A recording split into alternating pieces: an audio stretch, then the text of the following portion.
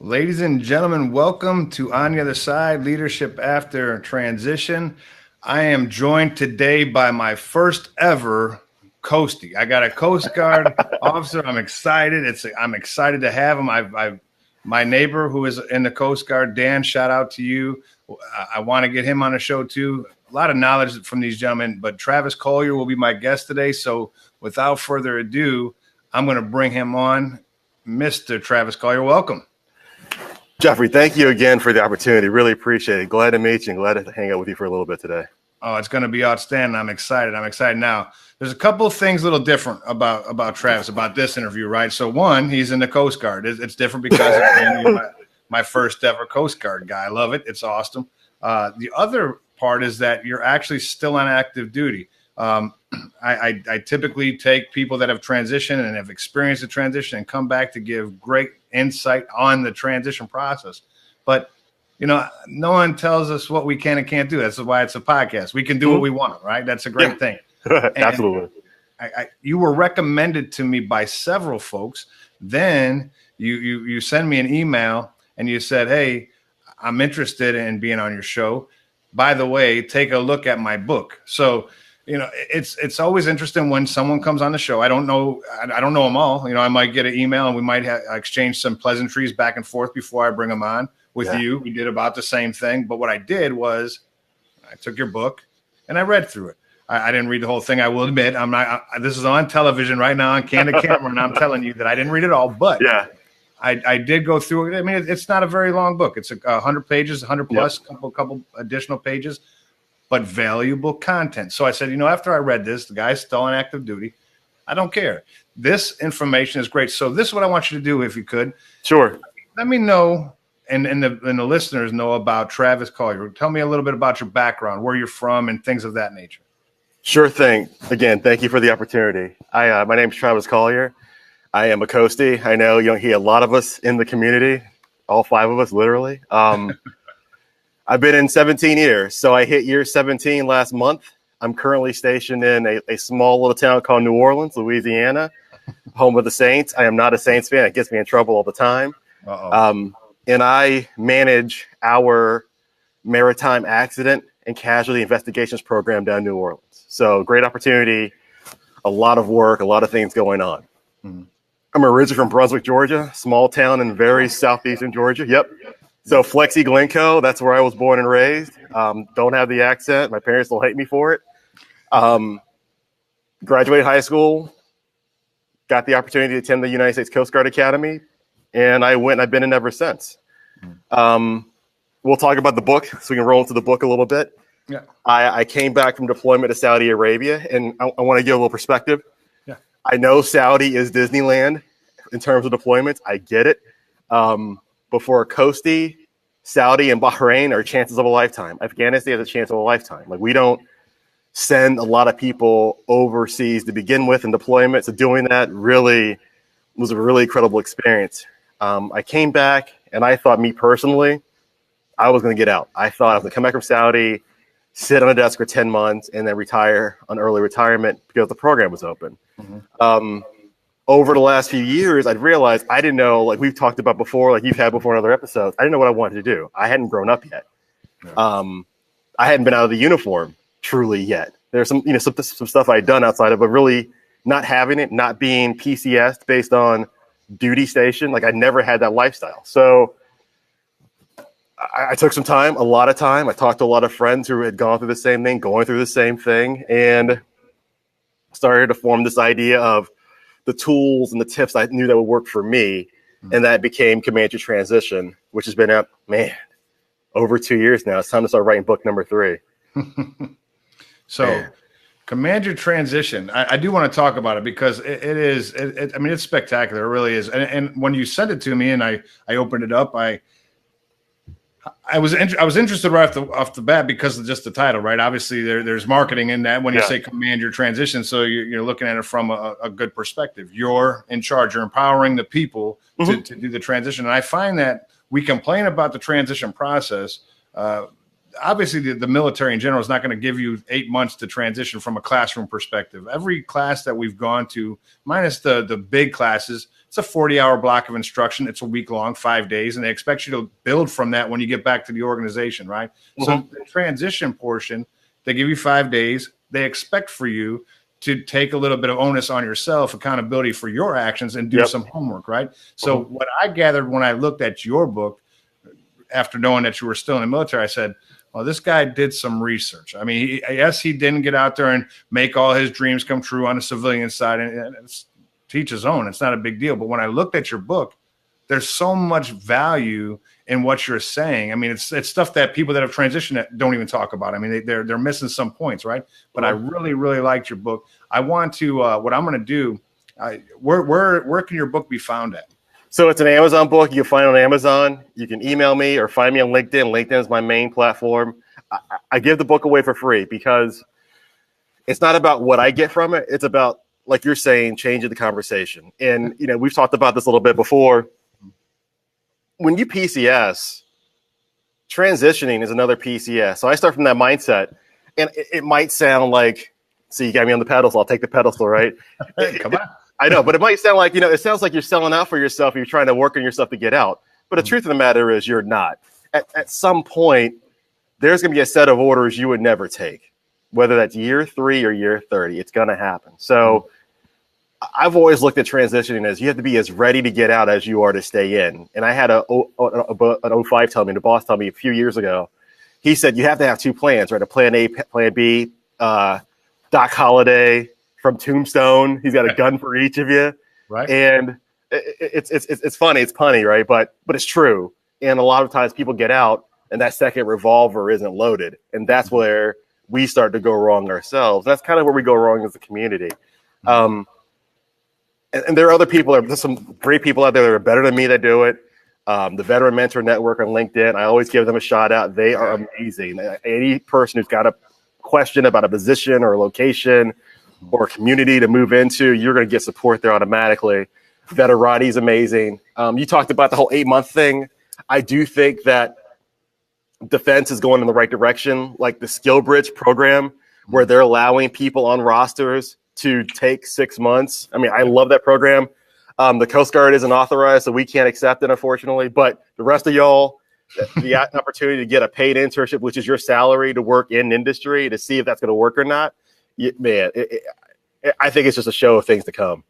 Right. I mean, it is. I mean, you can tell and I'm not saying that on the other side, leadership after transition, this show is the catalyst for any movement ever. But what I do, I mean, I can take credit, but I'm sure it wouldn't matter. But I would say this, as I've had these conversations for the past year, January 9th was our first actual show, right? But over the past year and a couple months, the things in which have been talked about have started to be seen. So I know it's not that I'm speaking it or they're speaking it into existence, but obviously we are identifying a problem, and what we're able to do is observe the solution. We're watching them as, obviously it's not going to happen overnight and it instantly isn't going to be fixed. And maybe even maybe the finished product still isn't 100%, but the fact that they're moving, right, that they're doing something is significant. And I'm thankful to be seeing it. And I know that the things that you're speaking about, the information that you're giving, the other guests that are on the show and other podcasts that I listen to are in the same space, which aren't competition. It's more information to share. I'm listening to it because all of those voices, all of those things that are identifying, weaknesses in the program are helping build them up. And I'm thankful that people are out there listening and actually making a difference. So no, I love it. And some of those organizations and things that you made mention, LinkedIn is my favorite tool. The Veteran Network. I mean, it's awesome. I mean, you get so much stuff out of it. Now, I'm going to ask you a question. Sure. Yeah. So right now, I'm kind of going to press pause on the formal portion, even though there's no formality here at all. You had made mention that you're in New Orleans, which is cool. So you're a Louisiana guest based on location, right? Yeah. So that's good. So I've hit a couple states. I'm trying for all 50, and maybe even some territories at some point. But so we got that. You're not a Saints fan. What fan are you? So, I was a kid. I was 15 when the Jaguars came into existence. I'm a Jags fan. Okay. I'm still saddened that Mark Brunell got his championship ring being the place kicker for the New Orleans Saints. I will never forget that. I'm a Falcons fan too. You know, I'm a Vic Falcons fan. That's kind of when I came into to loving Atlanta. I like them now. They're always a great offense. They're very consistent. We won't talk about, you know, New Orleans. They still have signs about the loss to New England that they post. Like, people just buy them and post them. So when New Orleans lost their playoff game back in January, and they were saying, "I'm sorry," to, I forgot who the defensive end was who cut right instead of left. Yeah. The next sign next to him was the Atlanta Falcons New England Patriots sign saying, "Oh, there's always next year." So I don't talk about. I don't wear the gear. No, I got you. I don't. No, it's good. So I like that. It's cool. I can understand the Jacksonville, based on being from Brunswick, 35 miles away. I mean, I'm very familiar with Brunswick, and it's probably not. So I was here at MacDill Air Force Base, and the organization in which I was in was the Joint Communications Support Element, and Brunswick has an Air National Guard organization, the 224th, which falls under, it's a squadron that falls under. So we'd go up there and visit. As a matter of fact, their commander, Charlie West, he just retired Friday. So awesome. Great guy. It's really interesting. So I actually spent time in Brunswick, and I got to tell you, so for anybody that hasn't driven up 95 and got off at exit 36 or 38 or whatever, there's nothing there. Keep going. we spent time, and it would just be a drive. But anyhow, neither here nor there. It's great. I wanted to kind of break into that personal conversation a little bit, just to kind of paint the picture a little bit. I like. There's not. I mean, for real, Brunswick is a very small area. In your book, you talk about a little bit about the author. At the end of the book, you talk about like locate where you're from, where you've been, and a young man from Brunswick that's went to the Coast Guard Academy, that's traveled across the states and then overseas. It's not an expected thing now. Yeah. As you're getting ready to break down and walk to the other side of life, as you know it, right, for 17 plus years. What is it that you're looking? I mean, you wrote this book. I'm going to ask you where you got all the information from, but you wrote this book. What are you looking forward on your way out? What are you looking to do as far as what is your expectation of that transition? So I got 3 plans, and I'm not selling anything, but I'm trying to do a product called the 6 Paths of Transition, because there's really only 6 paths that we go on when we get out. There's 6 things, general boxes of stuff we're going to go when we get out: employment, entrepreneurship, education, estate, experience, and I always forget the 6th one. I should know that memorized, right, for trying to sell it, but I just don't remember it. We know employment, education, entrepreneurship. We know those paths, right? It's the estate, it's the experience, expression, and it's the expression. Those are the 3 paths we don't know a lot about. So when I think about estate, I think about legacy in the 7 Habits Franklin Covey sense. I think about family. I think about you retire because you want stability. Like we both know, I mean, you're a senior enlistment, you know when soldiers have family where the kids are starting high school, they're not going to leave, right? That's just the rule. But the services can't make that rule an assignment priority, because if they do that, it kind of messes everything up.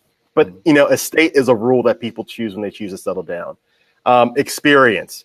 You've seen it. We've seen it. The guy who gets out at 22 years, who's had that 1 or 2 deployments on his well, like, look, I just want to go to school. I want to grow a beard out. I want to grow long hair. Like that is as much education. I know, right? I can't wait. I'm growing. This is the long hair I'm growing. So I grow it from here because I like it from here, right? So it's a funny story. When I went to grad school, I grew my beard out. I went back home. My parents were like, "Are you still in the military?" And I had to explain to them how grad school I was off the roster, but I was still getting paid, and it was a pretty funny story. But experience, a lot of times, a lot of reason. I mean, you remember the BS 1995 Marine Corps fighting gladiator fire dragon commercials, right? Like, experience is still a reason why a lot of people still choose to serve. You look behind me, I'm in one of the classrooms for our bosun mate MOS Specialty A school here in Yorktown, Virginia. And like, there's an experience in the history in one of the Coast Guard's oldest specialties that people are drawn to and attracted to. It's not just the recruiting posts, it's about the opportunity to save lives firsthand, right? So a lot of people who choose to serve want to get out for that same level of experience when they get out, or they don't find it when they get out. They have to work their way back in some capacity, right?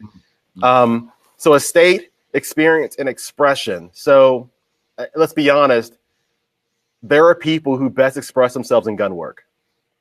There are, 100%. So be it. And there are people who don't best express themselves through gun work. And that is a part of what we choose to sign up for. And I know Kosi's talking about gun work sounds weird. I get it. But for me, the opportunity to keep New Orleans as a port safe for commerce, for traffic. Deepwater Horizon was only 8 years ago. Katrina is only 13 years ago. Those are things that are in my wheelhouse, in my specialty now, that I think about every summer. Harvey, Irma, Maria, and Nate, that they took over last summer. Matthew in Jacksonville 3 years ago. This is stuff that we never forget. And for some people, that ability to express themselves is what they most seek, and they most choose to seek it, whether it's a skill set, whether it's a specialty, whether, like you say, it's a location or community. So I say all that because in those 6 paths of transition, I look at my life, and part of me would love to just buy an RV, travel and see all 50 states for 2 years as soon as I get out, live off of my pension. Like that there's a huge part of me that would love to do that. Do it while I'm young, see the nation I've chosen to serve for 20 years. Because there's 20, 25 states I've never seen before. Montana. There's no stations in Montana. I'll never get stationed in Montana. Right. Wyoming, no ocean, never getting stationed there. And then another part of me, I look at the education path, like going back to get my MBA. And the challenge for me there is if I go back to get my MBA, what does that do for me? The only thing the MBA gets me that I can't get now is the network. Well, what if I use my own tools to my own advantage, like you're doing the work on, build my own platform, find my own community, find those mentors now? Do I need the degree? I don't know. But that's a great step. That's a great side step. That's a great way for me to reacclimate, or not even reacclimate, learn what it is to be a civilian by going back to grad school, right? And then the other thing I think about, my family, my parents are older, so I also think about that might be the time that I have to move back home to be close to my parents. Like that's a consideration. And I never want, and I've seen it enough times, I never want family to be in conflict with the commitment with the uniform, because there is no conflict, right? Those are kind of the big 3 things. There's a 4th thing. I would love to get into organizational consulting, move to the Bay Area, but the Bay Area is way too expensive. And I don't want to live in a state that taxes my retirement. That just leaves a bad taste in my mouth. So that's kind of the thing. Go ahead. So you're talking, which bay are you talking about? San Francisco Bay or? Yeah.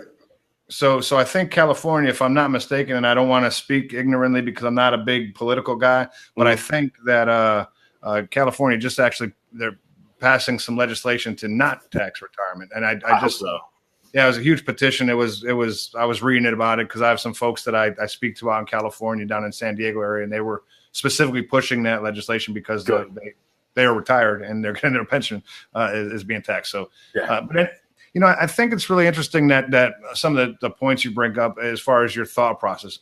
So what I like about what your thought, and I knew based on the fact that your book exists, right? And again, with minimal conversation with you, the book presents a kind of a look into your eyes, right? What are you thinking when you're going through this?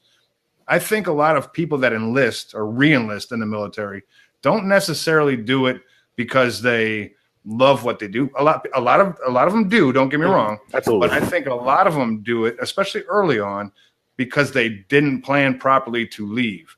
So they choose the lesser of the two. I know what I'm doing, so I'll re-enlist. And then that's a very general, broad statement. But they do that throughout the course of time until a point comes when they don't have the opportunity to choose that anymore. And do they take it upon themselves to make those plans, to even think that far in advance with those many options? I mean, you gave yourself some things to think about, right?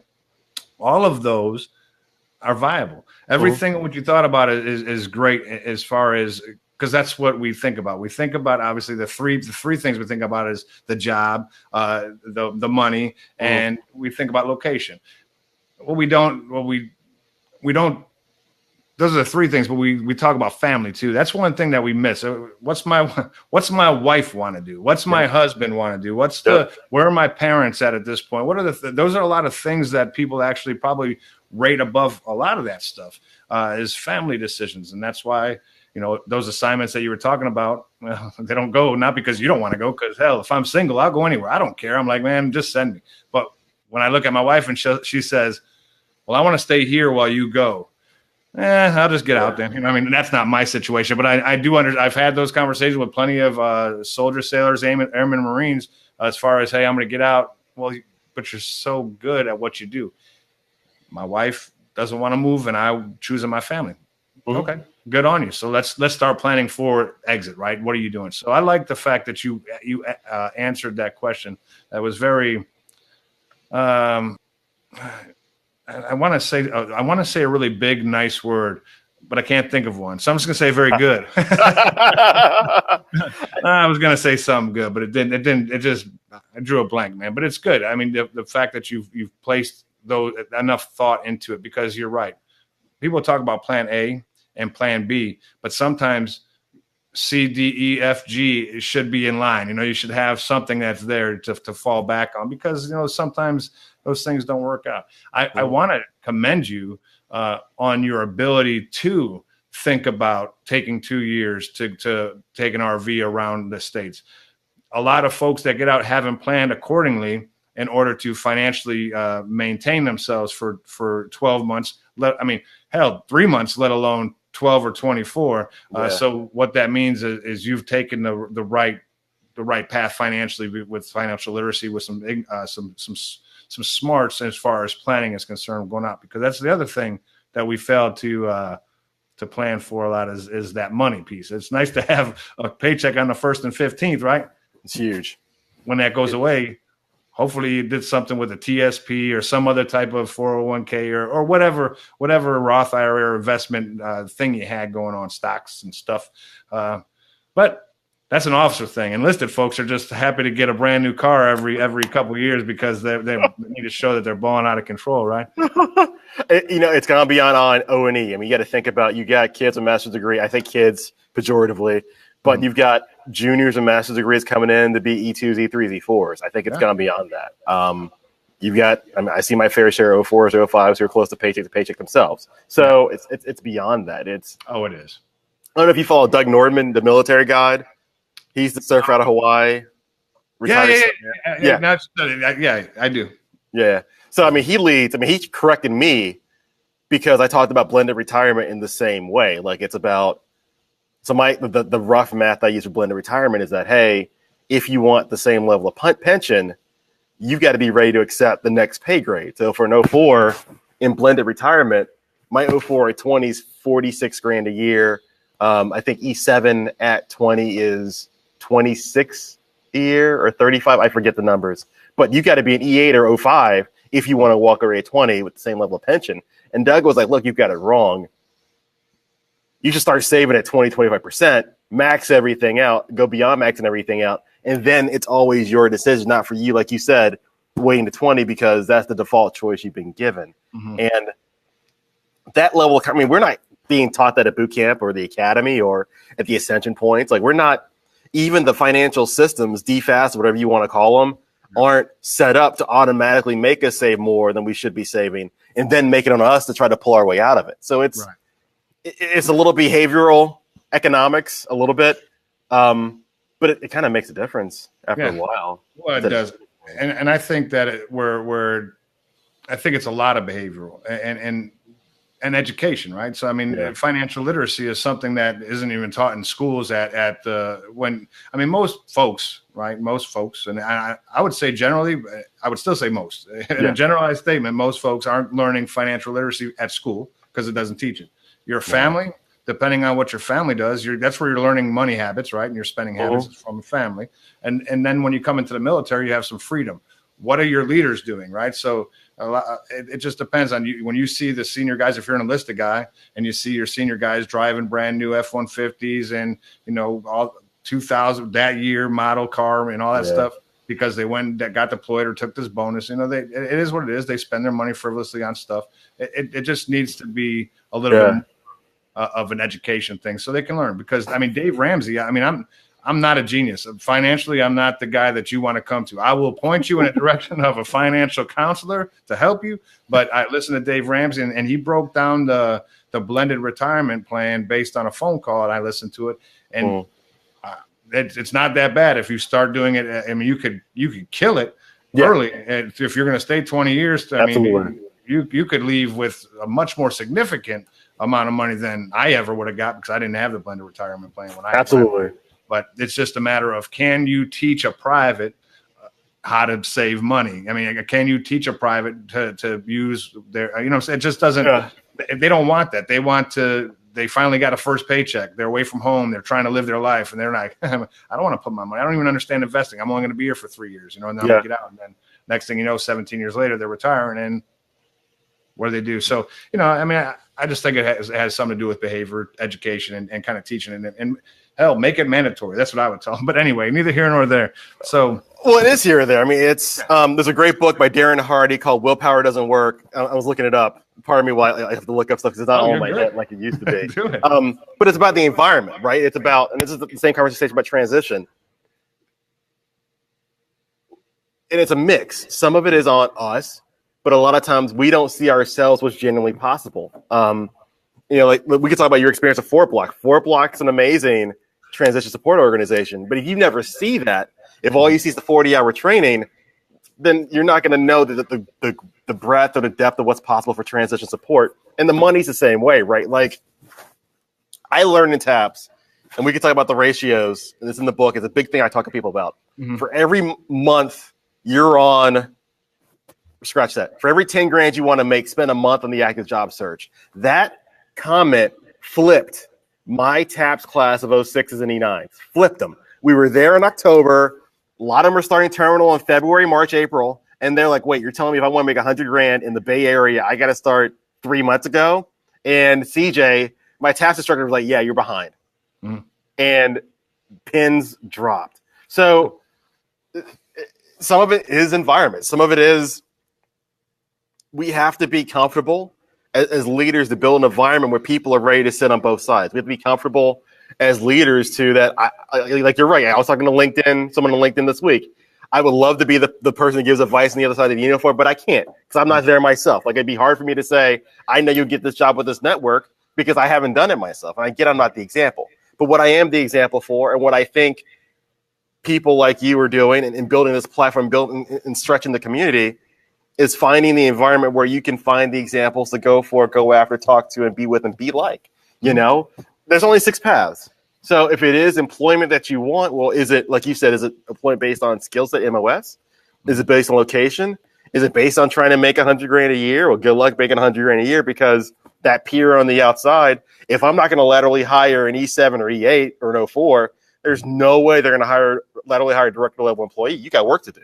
So yeah, it's all related. And the hard part is we're hoping that our peers see it for themselves and make the switch. And a lot of times, unfortunately, they don't. Or they're taking advice of people who the advice wouldn't necessarily work for them, like blended retirement, right? Like I'm not in that game. I'll never be in that game. Right.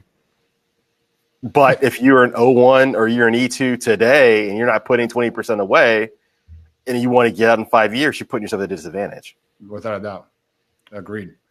So what I'd like to say, and again, you're not there, so your voice shouldn't be heard. I mean, I keep hearing that. I've actually seen posts on LinkedIn, on Facebook, and before you help someone transition, you should probably transition first. And I don't disagree with that. Mm-hmm. But I also don't think that what you're saying is this is how you get this job.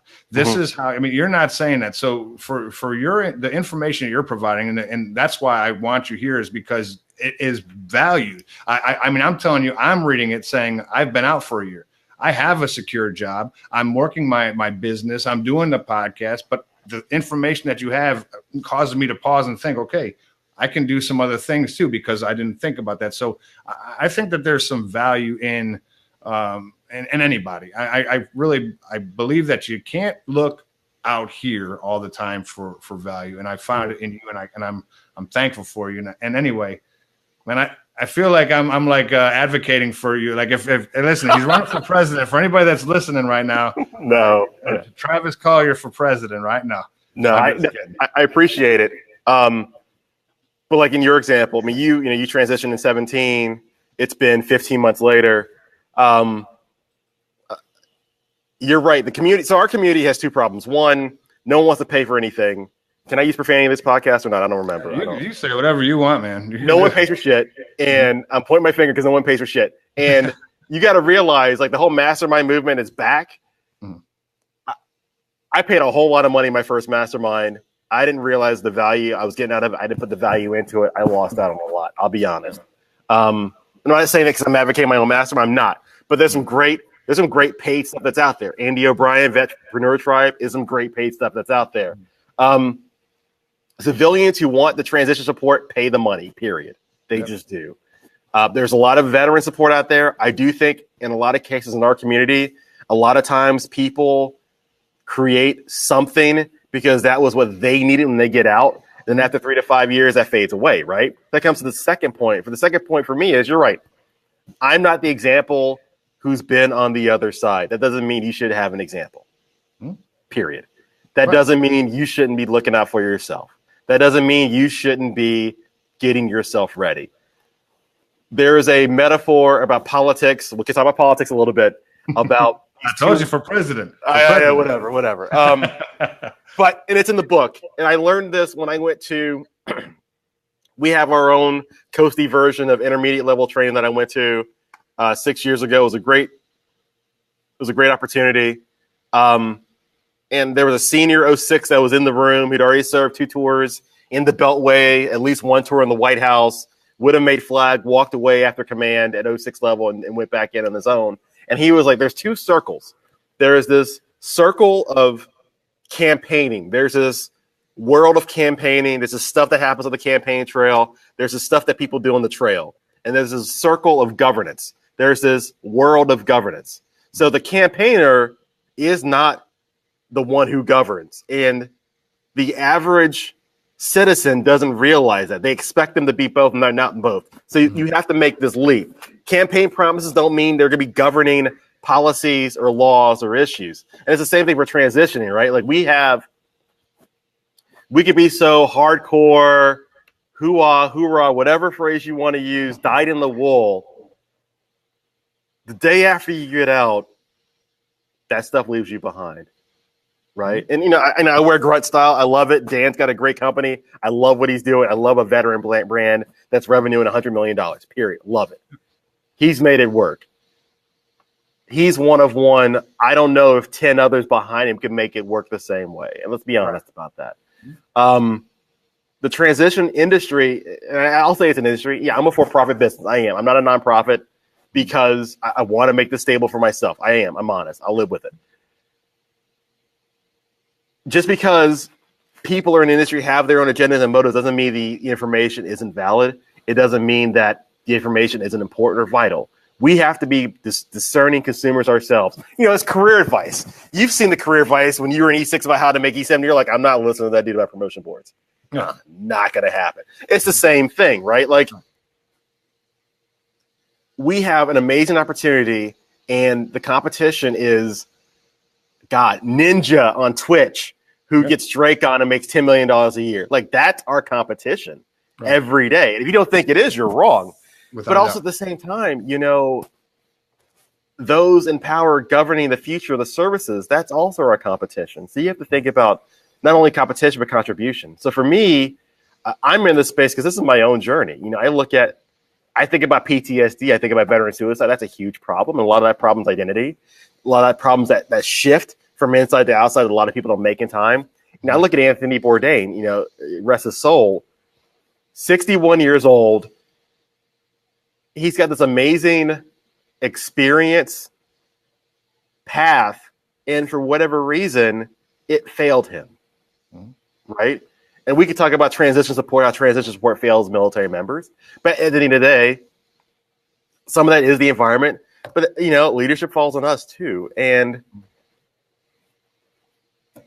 I kind of forgot where I was coming from to figure out where I was going. Let me stop with this. Wherever you're going, I was with you. I'm with you. I'm still here. There's a quote that I'm reading a lot. There's a scripture verse I've been reading a lot. Jeremiah 6:16. The Lord said this to his people, you are standing at the crossroads, so consider your path, and where the old reliable paths are, ask where the path is that leads to blessing and follow. And that's what it's all about. It's the path that sometimes we don't know enough to see that's the path we should follow. And that's kind of why I came into space. I don't know. One of the comments came up saying you don't need to go to school to get a network. You're absolutely right. But if you're a junior military officer, Alliance, Cohen Group, I forgot the other two, Flagship Management, and Orion, they're there to funnel you into those junior level jobs at GE. Like those organizations exist. And you also know if you're E5, E6, you feel like, well, I'm a mechanic, I'll go be a mechanic on the outside. And both of those aren't the only options. And I think people need to realize you generally have any option that's possible. And everything is competition to a point, and everything is cooperation to a point. And it's all about what you truly want to do. Open the limits, open the ranges. That's it. Open some doors, knock out some walls, and start looking and broadening your horizons. What I've found to be quite interesting, right?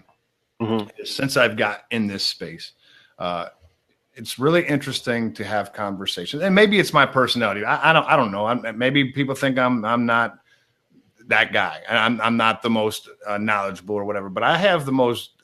It's probably more difficult for me to talk to veterans about this stuff. I mean, I can talk to a veteran, hell, but I can talk to everybody. I speak to the world. I like to talk. That's just what I do. I mean, if I can get paid just to do this, it'd be great, man. I'd be living life. But, it's very difficult to try to give guidance to people that are senior folks, and junior folks don't want to hear you anymore, especially when you're outside of the military, because they had to listen to you for however many years. They want to break their and do their own thing.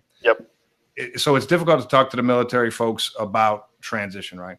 And what they should do or what they need to look into, because a lot of them just want to do it on their own. What I envy and admire is, I was with the 4-block guys down here.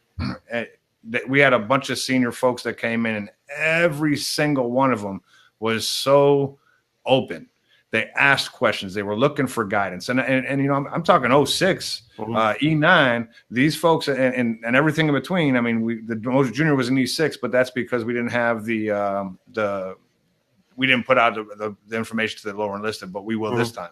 But at first we thought it was going to be a pretty difficult class to deal with, because you got a lot of senior folks that don't want to hear from me or anybody else, because I'm not senior to them. You look at them, look down on you, or whatever the case would be. But I'll tell you, I was pleasantly surprised with the planning that they did to put into it. Is very much similar to what you're even your thought process is great. But I bet you I could go find somewhere where you have notebooks or something where it's written down your plan of action. Well, besides your book, right? That's written down, right? But I'm saying, I bet you there's something there. Well, the guys that came in, they have been doing their homework. And I had a guy named Rob Keeler on last year, a former commander of mine, and the name of the show itself was called Do Your Homework, because Rob, now that guy is a 3x5 sticky pad guy with everything, with life. So I knew his transition was going to be, his wife was like picking up sticky notes everywhere in 3x5, because everything that he does, I mean, I'm talking about from TDYs to packing, he does it. But doing his homework. And I'll tell you, people like you, that's success. That take as much initiative as you did in your career to be as successful as you are when you're leaving. Because maybe it's the wrong thing to say, and maybe I'm just wrong, but I know that the day before I retired, I was getting phone calls congratulating me on my retirement. The week before, I was getting phone calls asking me for guidance. Can you help me with my evals? Asking me a bunch of questions. The day after my retirement, I might have got a few more phone calls about congratulating my retirement. And since then, I've had maybe 10 or 15 calls about guidance in the military, because no longer my influence inside. And I get it. I retired. I'm on my way out. I'm done. But it's something to where it's a very, very eye-opening experience to say one day you're calling and calling and calling, and now no one's calling me. That's where you get into the identity issues, and you start to think to yourself, well, no longer do I have that. I got to move on. But your sense of purpose has to exist. And those things, you start thinking about those things. But I'll tell you, that's why the process when I decided to retire wasn't like, everybody's going to love me forever and I'm always going to be here and I'm just going to stay in the Army even though I'm not in the Army. The day I left, I didn't worry about looking back. Do I still talk to soldiers? Yeah. Well, do people still call me on occasion to ask me for advice or just to check on me? Yeah. But the Army doesn't need me anymore. They're not looking for me to help them in any kind of way. but I was already focused on being an entrepreneur. I was already focused on doing a podcast. I was already focused on a life after. So I had made arrangements and plans to do that. So there's a lot of folks that aren't. And that's why, again, I commend you for the amount of effort that you've put into your process. And I think it's a definite start in the right direction. Then the last thing I want to hit on, and I'm going to ask you another question, but I wanted to make was something that, and I had made mention earlier to you before we got on the show. People decide when they get out, however it is, they talk about wanting $100,000 job or $110,000 job, E4 that's entitled, because they think that they earn it. They think that they deserve it. And they think that because they value themselves at that level, that the civilian population, based on the fact that they say thank you for your service, owes it to you. That goes in line with the thing about veterans paying for services. There's a lot of free services out there. I mean, there's free services up and down, and some are great and some are bad. I mean, either way, it's just the way it is. But there's a lot of paid services that aren't ripping you off either, that are actually doing good things, and they're trying to make money because it's a business. People, it's as if, I'm not going to say, hey, if there's money involved, don't pay it. I'll never be the one to say it. I will say, look into free services because they exist, but don't turn your head away from an organization that's charging you, because that's a veteran for the most part, right? A veteran who got out and wanted to be an entrepreneur and doing the things that he wanted or she wanted to do to help the community, but they still have to make a money. Not an E5 or an E6 that got out after 10 years isn't getting a retirement. No. So where I can have a retirement that's filling a little bit of a void, it gives me a little bit of space and freedom to maneuver. Well, that E5 doesn't have that same luxury. So if he's charging money and the product is viable and credible, don't turn your back to it because it's money. I mean, we want to look at it as I get it. That's the entitlement set, but I'm very open to seeing what products are out there. What are the reviews? Almost every organization in this world has a Yelp page nowadays, or somewhere where you can go from the Better Business Bureau or somewhere to see if it's viable, if it's credible. So, absolutely. Money doesn't mean don't do it. That just kind of gives us that entitlement piece, and it just amplifies that much more, like where we think we're entitled to a service or a product. But hey, pay the money. Sometimes it's worth paying the money. Look into the product and pay it. Full agreement. Full agreement. Because look, now I'm trying to drive people to business, right? See, I'm helping. So this is me right here, man. Whatever you want to do, listen. I'll be a marketer. I'll be a campaign manager. You can be the governance. I'll be the campaigner. I'm good. Well, you talk about this for a second. It's funny. So Gary Vaynerchuk is someone I follow significantly. I hated him in 2009 when I first heard of him at South by Southwest. I did not want to. What is it? Wine Library? This guy's doing what? Yeah. I straight up did not go to his keynote. I wanted nothing to do with him. And then I got into him in 2013, and I've been a follower of him ever since. He autographed 2 of my books so far. He's got a great episode. I'll make sure I get it to you so you can put in the link for the show notes, where a Marine E5, she is a single mother in Pendleton, and she's got 13 or 14 years in, and she's asking Gary about retirement. And Gary's like, if you're asking me the question, you already want to get out, just get out. And he has this 15-minute conversation about this veteran, this active duty enlisted member, explain to her, you already know where you stand. I can't help you because you know how to help yourself, et cetera, et cetera, et cetera. But Gary's got a quote. You talk about campaigning and governing.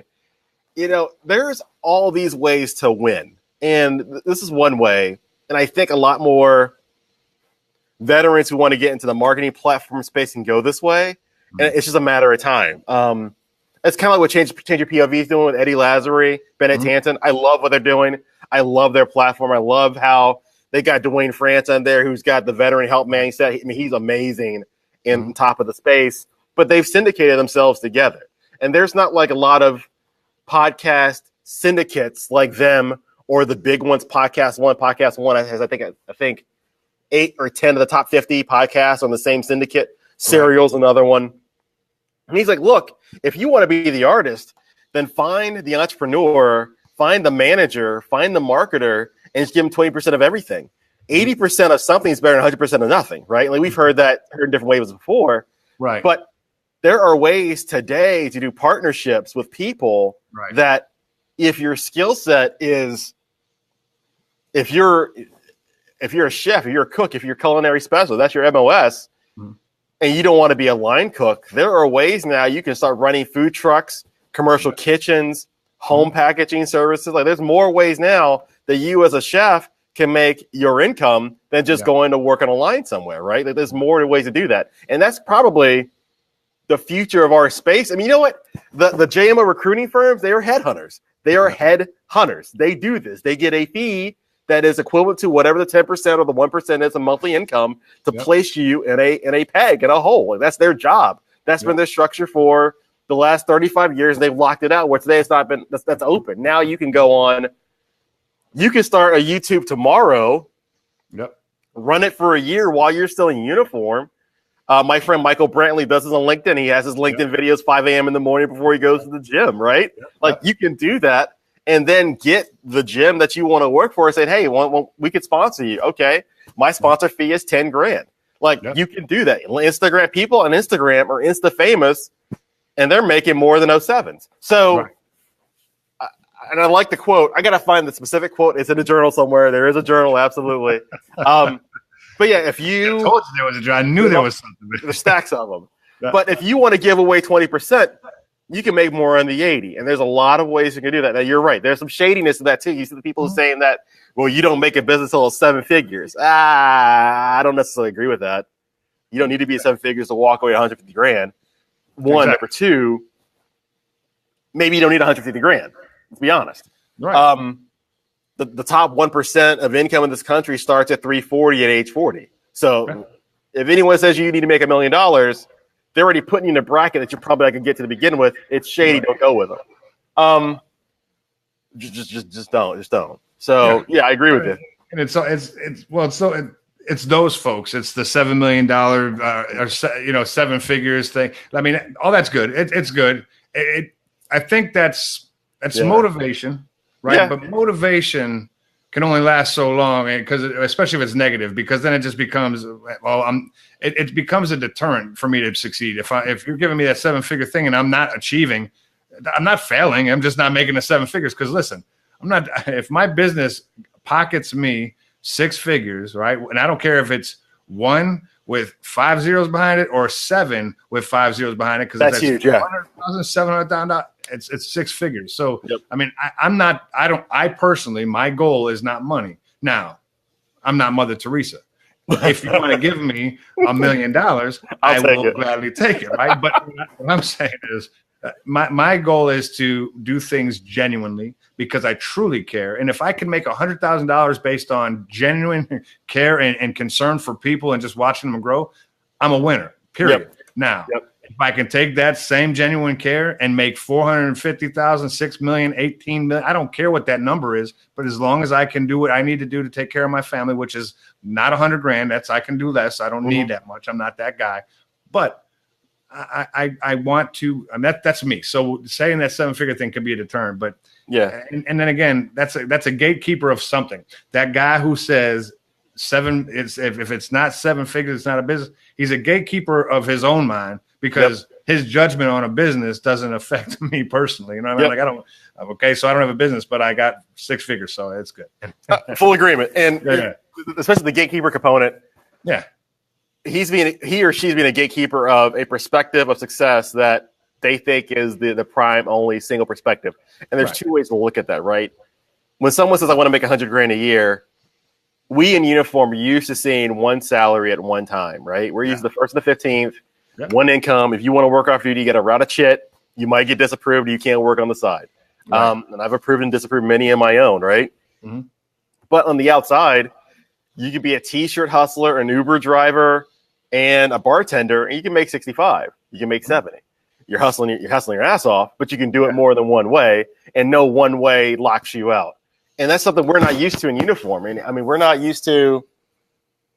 There's more ways to survive than just fulfilling your commitments. And I'm not downplaying the level of commitment we have to fulfill at all. I'm not doing that. The ratio for civilians is an X and a Y, not just an X for X, right? Right. And then the second way I look at that is there's an exercise you can do. I didn't bring my paper with me, You block off your year and the number of years you expect to live. Average American lives 78 years, so I say 80. There's 80 blocks in that chart you're going to make. The first 20, if you're listening to this, are probably already blocked off. So you got to consider, and there's a book called Last Safe Investment, amazing book that covers this, not from a financial perspective, from an identity perspective. You got to consider how long you want to earn money. You've got, and I know we've been talking about money a lot, haven't we? Yeah, I don't mind because you're a teacher. Listen, my listeners can maybe listen or turn it off, but right now I'm being educated, so keep on going. They're going to listen to. Well, you got to consider the amount of years you want to earn income and the amount of years you want to live off that income. At the end of the day, that's the ratio. The problem is this: if it's $1 million, it may not be enough. $1 million at 3%, 30 grand. It's not going to be enough by itself. So you got to make more. So you have to consider, if I start working at 17, do I stop working at 57? Do I stop working at 67? Mm-hmm. Am I going to be healthy enough, wealthy enough, and wise enough to stop working at 57, 67? And when we got in 20, 25 years ago, we didn't have to think about that. That wasn't me. There was an email. The task list was the inbox. It was pretty consistent. We got in when the world was at relative peace. Let's be honest. Bosnia was 95. We had the budget surpluses. We had the government shutdown in 96. It was a completely different generational time. And we can talk about back in the day, but back in the day, but truly was back in the day. Yeah. So you look at the boxes now, and it's become a recruiting concern now. You've got the 9-year-olds who the iPhone 10, I don't care what you call it, is their first product, and they don't want to turn it off. You've got people living longer ever. You got generations lasting longer, which is a benefit, which is a good thing. So we have to look for ourselves. I still think the military is a great investment, but a lot of people don't think it's a great investment. They think that they can go be Zuckerberg and find their own way and make it in the valley and outlast everybody, which that's the 0.001% not going to work, right? Yep. So you look at the boxes. How much longer do you want to work? How much longer do you want to enjoy what you do for your work? And how much do you want that investment to pay off for yourself? And even that conversation is a bridge to have the conversation about transitioning in uniform. There are these roundabout ways we can talk about getting out without talking about getting out. I need to write that down. But that's one of them. Not everyone's going to make it to 30 years. Not everyone. When we came in, you can make it to 40, and there wasn't. RIF was the early 90s, and RIF went away. But you can make it beyond 30 years. Now, if you're near 30, the long knives are coming. No, you're going one way or another. If you're an E5 at 12, congratulations, you're going to be a civilian at 13. That world is here, and we'll admit it's the detriment of the service because we lose a lot of experience. But that's until the service changes from an up and out system to a market based system. That's what's going to happen. So, the ratio for income, and there's also a measure of identity too. You look at. There's a phrase I used in my first book, what anchors your day? The people we're with anchors our day, in and out of uniform. That's 2. But what else anchors your day? The commute anchors no one's day ever. Yep.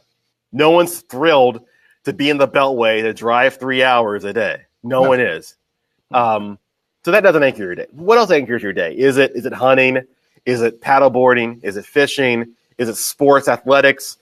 What else do you do anchors your day? And the more anchors you have, the easier it is, the more resilient you are to make that transfer happen. And he talked about the calls, they fall away when you're done the day after you get out. You're right, they do. The challenge is to be ready for that. The challenge is to start early, and the challenge is always be ready for that. And, codes, as we say, except for Paratus, always ready, always prepared. And being ready to move on. There's a phrase I use. Service is who we are, not what we do.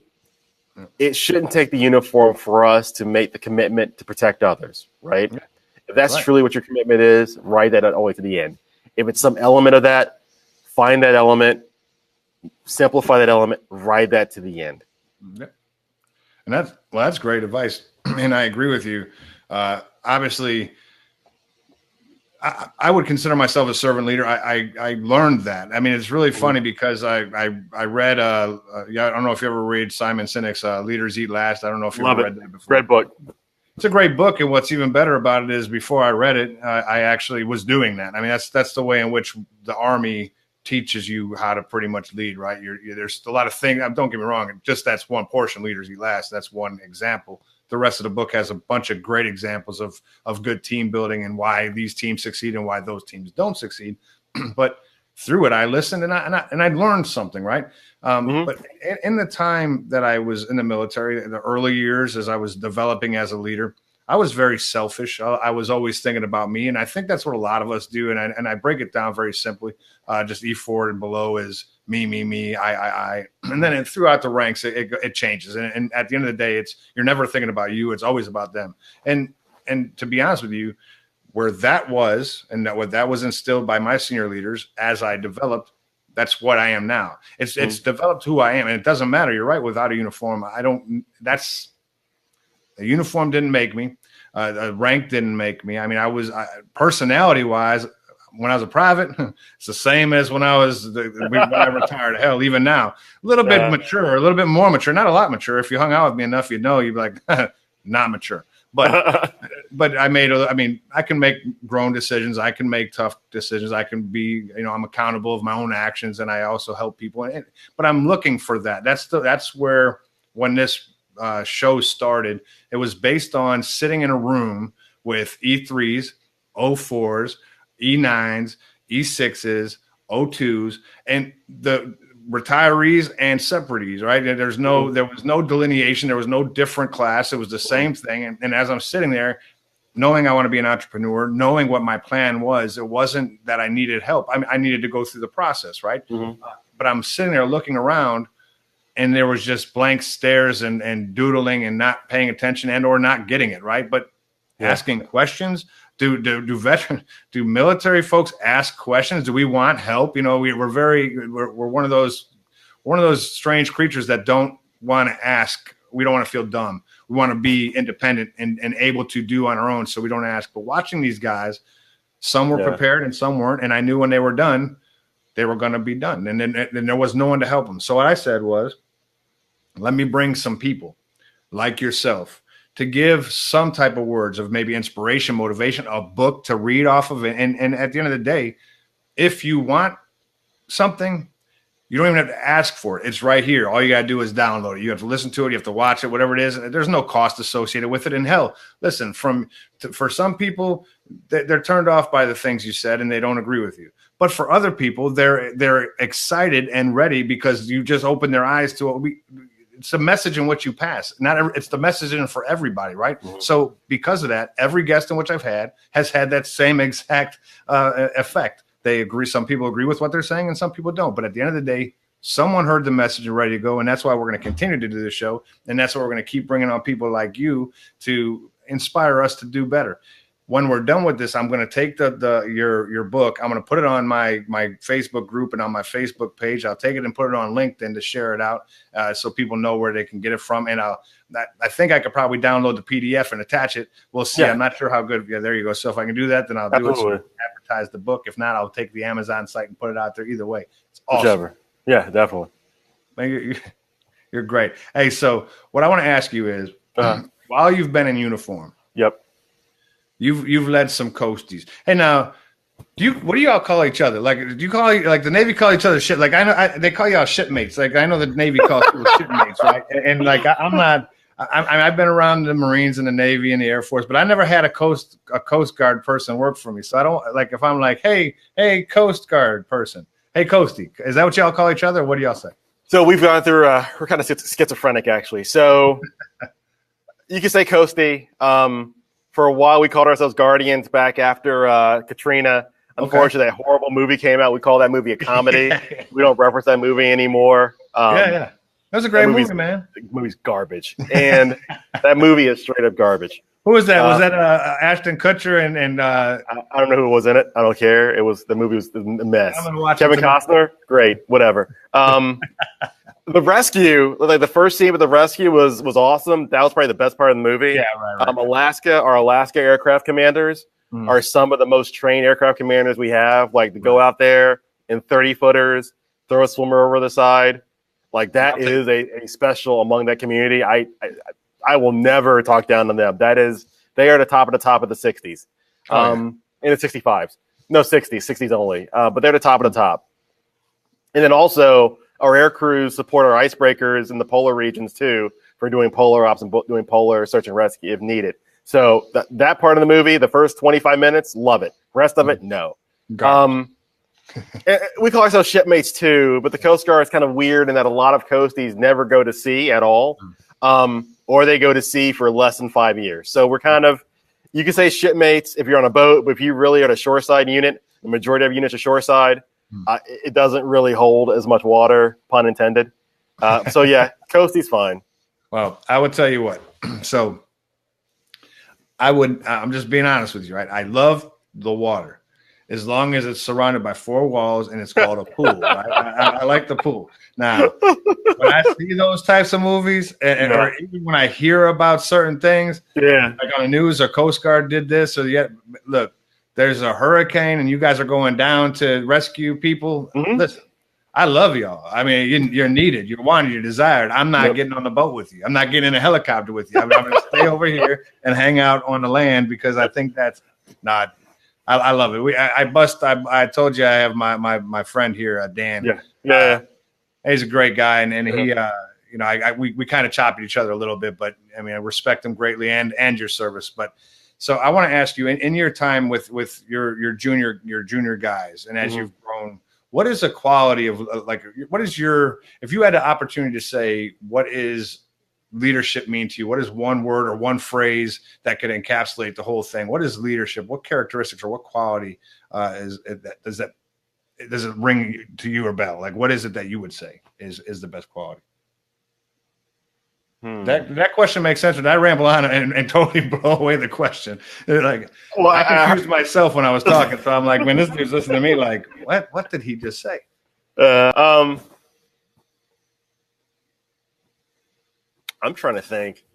One thing that our former Commandant Admiral Zunkov said at commencement 3 weeks ago, and I truly believe, is that the talent that's joining the Coast Guard today is the best talent ever that's out there. I'm seeing E2s and master's degrees wanting to be non-rates. Like, I'm seeing that firsthand. And and he said it, and I agree with him. A lot of us that are in leadership positions today would not be able to join if we tried to get in today because the level of talent has increased that much. And I think a lot of people don't give that credit.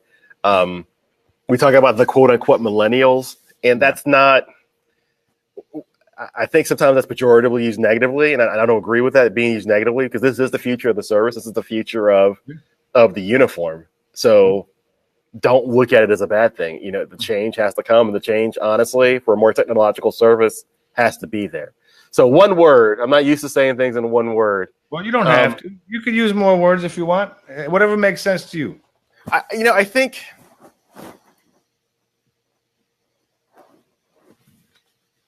I think clarity is probably the word I'm going to use.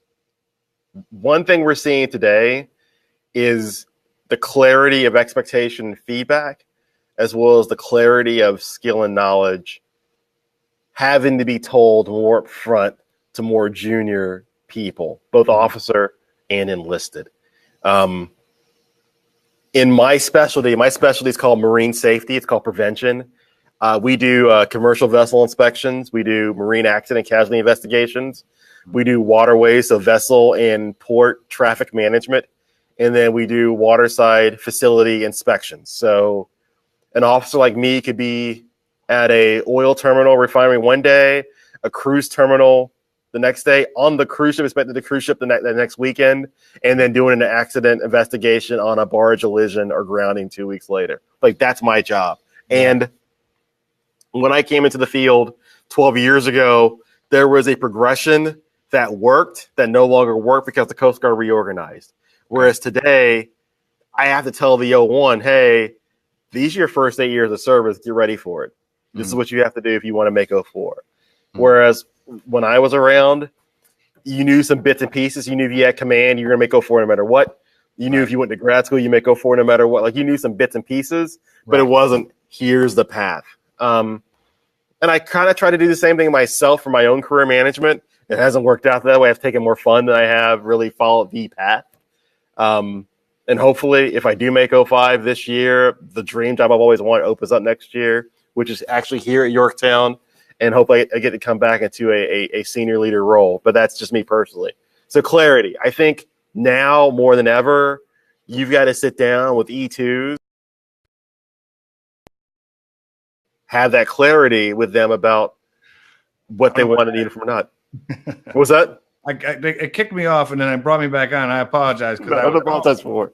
No, I was saying clarity. They have to have clarity about what they want. You have to show them clarity about what they can get in service, and they've got to make 10-year decisions pretty early. And I think DoD has always been that way. If you're a SWO, you're doing your first 2 tours afloat. If you're infantry, the storied infantry units you want to go to and when you want to hit them and when you want to go to Ranger School. Like, you've known that stuff. Yeah. If you're a Marine, that in the Marine you want company command, which companies are better than others. So culturally, you kind of know that. Yeah. But being more transparent and open about that, I think now is something this generation of members want more so than what we want. We wanted just to go around and beat around and do what we got to do in half. Even the 9/11, even people who joined. I mean, I graduated before 9/11, but then it was the beginning for the fight. Where 2011, we're not there for the fight. And honestly, if certain things happen, if North Korea denuclearizes, which is an amazing opportunity to consider, if Syria continues to be Syria, like the world will be different for people coming into them than it will be for us. Right. I got to tell you, I really like that word, both, whether it be clarity or transparency. Those are 2 words that I use regularly in discussing leadership, specifically leadership, because I would have preferred as a private to have a lot of transparency, understanding. They didn't. Hey, look, you're a private. You don't get paid to think, right? So that's what was always said to me. You don't get paid to think, and therefore you'd only go as far as the order was given. But what I learned as a drill sergeant and then further on is that if I can tell you the vision and tell you what's expected of you and let you go and reach the vision, there's so much more you're going to accomplish by being transparent. I'm empowering you to be innovative and creative and just do those things. And as you see it, you just want it, and they want it more, because not only have you given them the vision, you gave them ownership. And when you give someone ownership, they take pride. And it's just a constant a stepping stone of confidence and desire, and you're building up that person, that individual, or that team because you're giving it to them. You know what I mean? And you're letting them be there. So transparency to me and clarity is huge, and that's also a beautiful thing as you're talking about a career. When you're talking about transition, you're talking about all these things. If you can be clear with it, and it allows them to see it and then achieve it, right? I mean, if you I'm just going to go to the assignment that they send me on, and then I'm just going to do the best I can when I can do it. I mean, but let them know why. I mean, hey, this is why you're doing it. You just got to empower them. And that's clarity and transparency. I love it. That's awesome. Okay.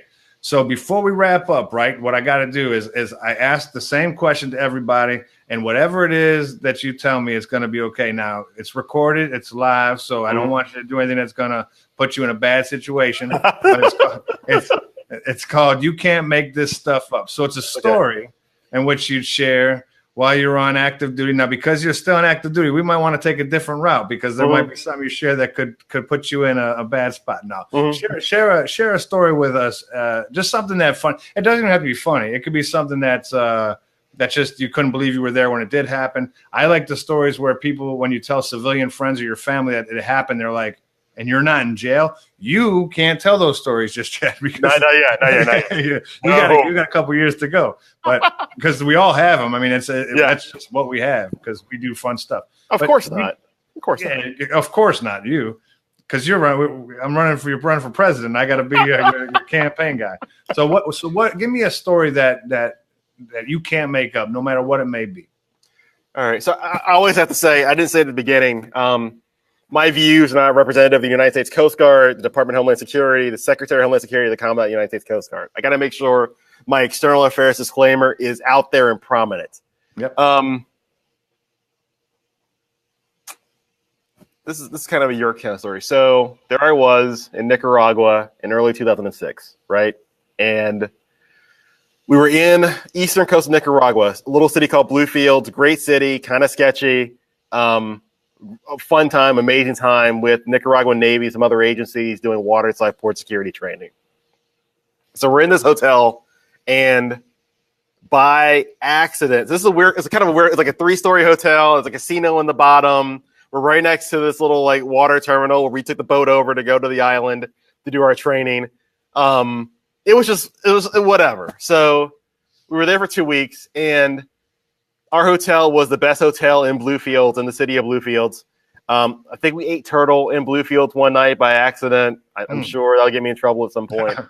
But at this hotel, the president of Nicaragua was staying there. Now, people remember Nicaragua from the Sandinistas. What they don't realize is the Sandinistas are still around. Like, we had the whole thing about Iran-Contra and the Sandinistas in the mid-'80s, and there's no way I believe one single 05 ran all of that. That's a different story. We know enough 05s, and that's not true. But they're still around. They're back in power, I think, kind of whatever. So in Nicaragua, the way you become president is over time, you're a businessman, and you, because of your wisdom, eventually go into politics and you become president. So the president stayed at our hotel, and we didn't realize he was coming to the hotel until he was already there. We were there. We were doing our thing. He was doing whatever he was doing. During this time in Nicaragua, I made lieutenant. I made 03, and my 04 decided to have the president promote me to lieutenant. I didn't realize this. I thought he was talking garbage. And one morning, we're sitting there at breakfast outside, getting ready to take off, and the president of Nicaragua comes over, congratulates me, promotes me to 03 in Nicaragua. So I come back to Yorktown, and I'm pretty sure no one else has ever had a foreign head of state make them in 03. And our admiral on board was upset because he wasn't the one able to do it first. And we had to explain to him what happened and why. So, yeah, I was promoted by a foreign head of state to 03 in 2006, and I still can't believe it. Hey, I would love to. So that's awesome. Well, one, congratulations. That thing is pretty cool. I mean, that's something that I've never heard ever. So you're probably the first person I've heard that's happened. I know it's probably happened before. I just never heard of it, and probably not in Nicaragua. So you're probably the only one. So that's awesome. That's your claim to fame. Yeah. But I would love to have been there for the conversation with the admiral. One, not only had it with you, and I would love to have been there when he got the phone call that said that the Nicaraguan president promoted you. I would love to hear what he said, because I know, like, what the? I mean, there was probably some nice words. Well, second funny story. He never found out till we got back. Also, that admiral at the time, great guy. He had a habit where he wanted us to meet him our first summer, like as soon as possible. And I went a year without meeting him, right? So I was gonna blow him off. I blew him off. I blew him off to go travel. So second half of the story about why making lieutenant was important for me. I got passed over for 03 the first time. I came off my first unit. I talk about it in the book. My first unit destroyed me. My first unit, I should not have made 03. Some of it was, some of that I put that on me, absolutely. And then some of it was just weirdness. There's some other stories about President Bush I won't get into.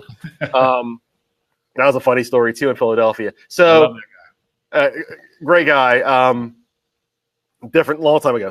Another story. But I was stationed here, and when I got here in 2003, the unit I was attached to did a lot of amazing things. There's a great book called Not Your Father's Coast Guard.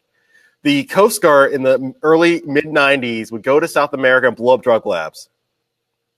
Like, we would do what we call source country interdiction. We sent coasties in green suits downrange to blow up drug labs. And the unit I went to was the end of that unit, that esteemed unit that no one talks about, that no one really had the whole history about. But Matt Mitchell, another 04 friend of mine, wrote an amazing book about the history to capture it. I wanted to be that's a movie that needs to be made, not The Guardian. So that's the unit I came to. I didn't do any of the fun stuff. I did different mobile education training, mobile training team stuff in a lot of countries. And I went off and did that. So I spent, in my first year, I spent 200 to 220 days in like a dozen countries, right? So I come back, I blew off the admiral, obviously. I'm a young 02, and I got caught that we have to go have lunch with the admiral. So I'm sitting there with some of my other peers, all quiet, and he goes around the table, and he's asking people where they're coming from. And I had this story in my head I wasn't going to tell him. So my friend, she's like, the admiral comes to me. She goes, well, Travis is our most deployed officer in the unit. He's already been to Georgia, Beirut, Malta, Colombia, Bahamas, and she just Mexico litanies it off, right? Throwing you under the bus. Like, it's my God. I'd never been driven over so far in my life. So I'd never seen a flag officer get cold like that before in my life. And he turns to the XO and he says, I need to see him as soon as this is done. And a week later, I get passed over. So that's how I met our admiral on board. And he really did save my career. And I had nothing but the highest respect for him. Yeah. But no, he didn't know I got promoted by a foreign head of state until I got back. Oh man, I still would have loved to have been there when he found out. I'm telling you, I got to be honest, and it's one of those things that now I look back and I kind of want to kick myself in the ass, and I say it because there was times like I had one soldier, and I didn't yell at him. I was frustrated with his squad leader, right? And it's because he was downrange, and he actually got it was a meritorious promotion. It was one in which they did while he was supporting, which is great. Yeah. But I was mad. I was mad not because he got promoted. Well, one, I wouldn't have promoted him. I didn't think he was promotable. Like, I just didn't think he was that guy. But I don't think ever. I just knew he had more time. At the time. Yeah, absolutely. And I wasn't even mad they did it. I was mad that I didn't get the phone call from the guy who was going to do it. That didn't say, hey, First Sergeant, we're going to do this, and just want to let you know, and at least have that conversation. Yeah, let's have it by your leave. Yeah, absolutely. We don't care about it. So I gave him a little bit of a hard time. But you know what, though? I got to be honest with you, man. It's more, and more importantly, maybe it was a little selfish. I wanted to be there. I wanted to see this kid get promoted. I like to be there for those type of things. And again, it's not about me. So those are some of the little bit of feelings that I would catch on occasion, but not too much. As I got senior, I kind of let that be, and I would try to let people do and get the accolades and recognition that they deserved, whether I was there or not, and whether I said it or not. I wanted to see people be successful and get that pat on the back. I knew I was going to take the ass chewings, but as long as they got the praise, I was good, right? Absolutely. So, yeah, awesome. Good deal. So before we wrap up, I'm just going to ask you this. So if someone wants to reach out to you, they can reach out to you. You had made mention of LinkedIn. What are some other ways that people can link up with Travis Collier? LinkedIn, Facebook. I'm a social guy. Like, social is what I do. Social is what I enjoy doing. I enjoy having those conversations. So yeah, LinkedIn, Facebook. I got a website. I don't keep it up. I don't take my own medicine all the time. I got an email account. It's already full of emails. I never get to them. So LinkedIn, Facebook. I get to those pretty frequently, pretty regularly.